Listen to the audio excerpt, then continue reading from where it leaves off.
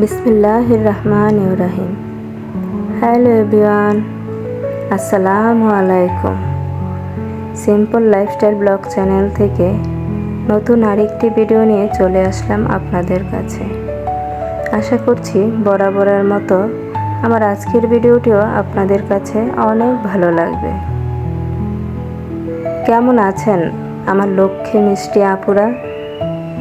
আশা করছি মালিকের দয়ায় সবাই সুস্থ আছেন, ভালো আছেন, নিরাপদে আছেন। আমরাও আলহামদুলিল্লাহ মালিকের দয়ায় ভালো আছি। আর যারা অসুস্থ আছেন তাদের সুস্থতা কামনা করেই নতুন দিনের নতুন আরেকটি ব্লগ নিয়ে আপনাদের কাছে চলে এসেছি। দেখলেন তো বৃষ্টির পর দিন আমার ঘরের কি অবস্থা, কাপড়ে একদম ঘর নাজেহাল অবস্থা, তাই না আপুরা? তারপর আমি সবগুলো কাপড় সরিয়ে ঘরগুলোকে আস্তে আস্তে গুছিয়ে নিচ্ছি। ঘরের বিছানাগুলো গুছানো হয়ে গেলে মনে হয় বড় একটা কাজ হয়ে গেছে। কে আমার মতো এইভাবে ভাবেন কমেন্ট করে জানাতে ভুলবেন না কিন্তু। আমার কাছে তো মনে হয় ঘরের বিছানা গুছানো হয়ে গেছে তো সব কাজ অর্ধেক কমপ্লিট হয়ে গেছে। তারপর আমি একে একে ফার্নিচারগুলোকে পরিষ্কার করে নিচ্ছি। আচ্ছা আপুরা, আপনাদের সাথেও কি এরকম হয়? বৃষ্টির দিনে কাপড়গুলোকে এইভাবেই ঘরে মেলতে হয়? আমার তো একদম ব্যালকনির মধ্যে কোনো জায়গা নেই।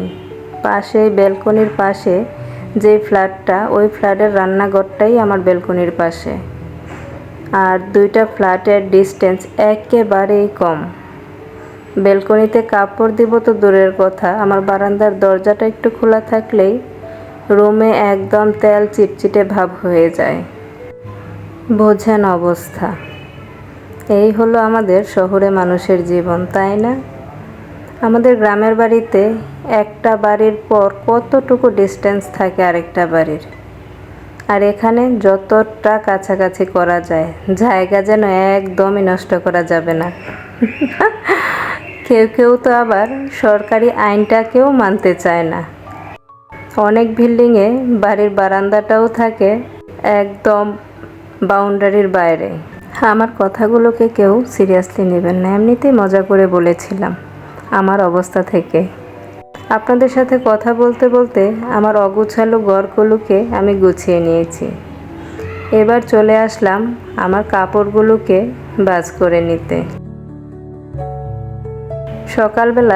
সকালটা যেন কেমন একটু আলসামি ভাব ছিল, তারপর আলসামিটাকে ঝেড়ে ফেলে দিয়ে লেগে পড়লাম কাজে। আমাদের মায়েদের আলসামি করার কোনো স্কোপ নেই, তাই না আপুরা? এ যেন একটা রেগুলার রুটিন, করতেই হবে, করে যেতেই হবে।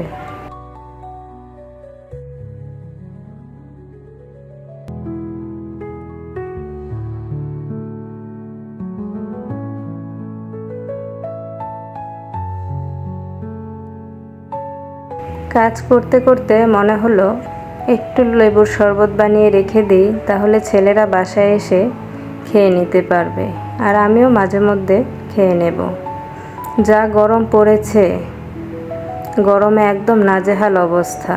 এই গরমের মধ্যে লেবুর শরবতটা আমাদের অনেকটাই উপকারী খাবার। আজকে আমি লেবুর শরবতটা গুড় দিয়ে বানিয়েছি, তো আমার জন্য আমি একটু পরিমাণ এক গ্লাসে করে নিচ্ছি। সাথে কিছু আগে থেকে আমার জন্য চিয়া সিডস ভিজিয়ে রেখেছিলাম, ওটা দিয়ে আমার লেবুর শরবতটা আমি রেডি করে নিচ্ছি। সাথে আবার একটু ইসবগুলের বসিও দিয়ে দিয়েছি। এই শরবতটা আমি এখন খেয়ে নেব, আর বাকি শরবতটা আমি ডেকে ফ্রিজে রেখে দেব। যখন ছেলেরা আসবে তখন ছেলেদেরকে দেব, বা আমারও যদি মাঝে মধ্যে খেতে ইচ্ছে করে বের করে শুধু খেয়ে নেব। এই গরমে আমাদের শরীরে পানি শূন্যতাটা অনেক পরিমাণ বেড়ে যায়, তাই আমাদের সবারই এই গরমে লেবুর শরবতটা বেশি বেশি করে খাওয়া উচিত।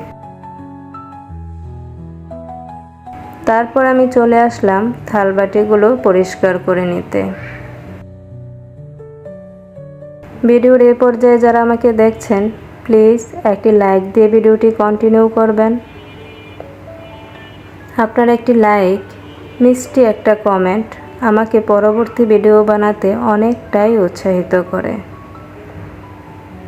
আজকে যারা নতুন আমার চ্যানেলটি ভিজিট করছেন, আমার ভিডিওর কোনো একটি অংশ যদি আপনাদের কাছে ভালো লেগে যায় আর এই ধরনের সাধারণ লাইফস্টাইল ভিডিওগুলো যদি আপনি রেগুলার দেখতে চান, তাহলে প্লিজ চ্যানেলটি সাবস্ক্রাইব করে পাশে থাকার বেল আইকনের অল অপশনটি অন করে দেবেন। তাহলে আমি যখনই ভিডিও ছাড়ব নোটিফিকেশান চলে যাবে আপনার কাছে। আপনি আপনার সময় সুযোগ মতো দেখে নিতে পারবেন। চাইলে আপনি আপনার ফ্রেন্ডস অ্যান্ড ফ্যামিলির সাথে শেয়ার করতে পারেন। অলরেডি যারা এই কাজগুলো করে দিয়েছেন তাদেরকে জানাই অসংখ্য অসংখ্য ধন্যবাদ ও ভালোবাসা।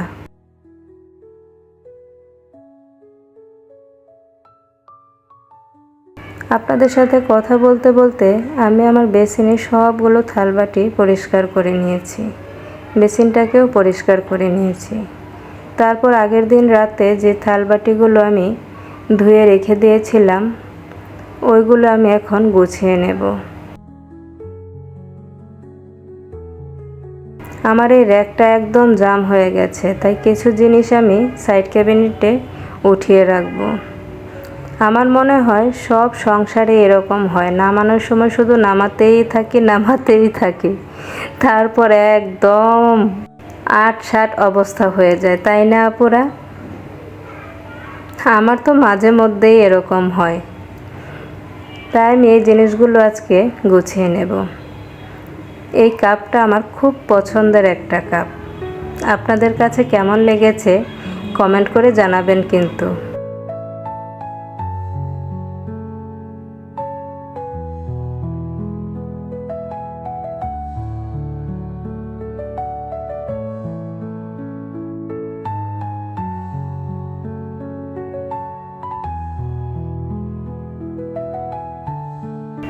যখনই ভয়েস দিতে বসি তখনই মনে হয় সাইড নয়েজগুলো খুব বেড়ে যায়, সবার কথা একদম বেড়ে যায়।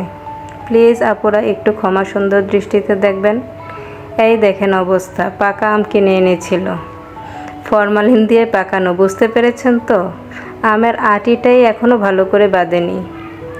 আমাদের শহরে মানুষগুলোকে এইভাবেই ফরমালিন খেতে হয়, তাই না আপুরা? সারাদিন আর কোনো রান্নাবান্না করিনি, চলে আসলাম একদম বিকালে, রাত্রের জন্য রান্না করছি। আজকে একটু সিমের বিচি দিয়ে পাবদা মাছ রান্না করব। নতুন আরেকটি ভিডিও দেখার আমন্ত্রণ জানিয়ে আজকের ভিডিও থেকে আমি এখানেই বিদায় নেব। সবাই ভালো থাকবেন, সুস্থ থাকবেন, নিরাপদে থাকবেন আর আমাদের জন্য দোয়া করবেন। অবশ্যই ভিডিওটা কেমন হয়েছে কমেন্ট করে জানাবেন। আল্লাহ হাফেজ। আসসালামু আলাইকুম।